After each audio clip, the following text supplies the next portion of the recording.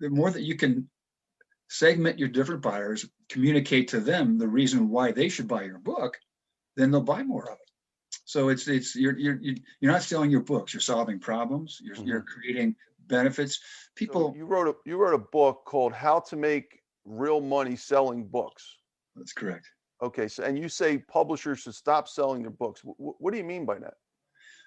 That people don't differentiate between a physical book and content.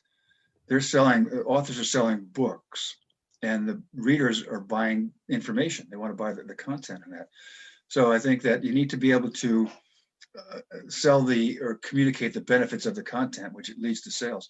I use the analogy, Tony, of the Arm & Hammer baking soda.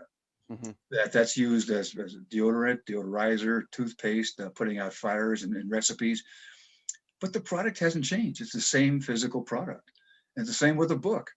The book is a physical product, but it's used in many different ways. A retailer wants to increase store traffic. They want more profit per square foot. They want inventory turns. A librarian doesn't care about that. They want to help their patrons. A producer on a TV show doesn't care about that. They want to get a good show for their audience and higher ratings. A corporate buyer doesn't care about that. They want to, they want to introduce a new product or help their employees become more productive. Association wants to increase membership. So everybody has different reasons for buying your product.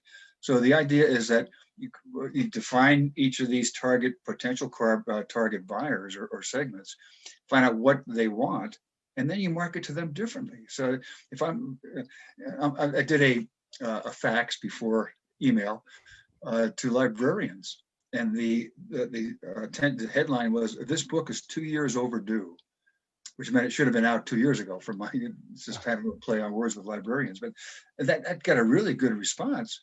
But that would have meant nothing if I did a similar campaign towards the media or towards retailers. So the more that you can segment your different buyers, communicate to them the reason why they should buy your book, then they'll buy more of it. So you're not selling your books. You're solving problems. You're creating benefits. People, they say, I want to make more money. Well, why? Do they want to just increase their savings? They want to save for a mortgage. They want to save for college education. They want to save to buy a mansion. They want to save to buy a boat. So these different groups have different reasons of why they want to become wealthy. So you want to be able to make sure that you can communicate to them, here's how you can use this information in my book to save for your child's college education, or here you can save for retirement.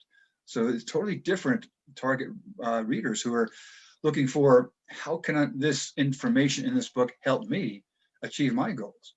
So they don't want to buy a book. They can go to a seminar. They can listen to you. They can go to online and do a search.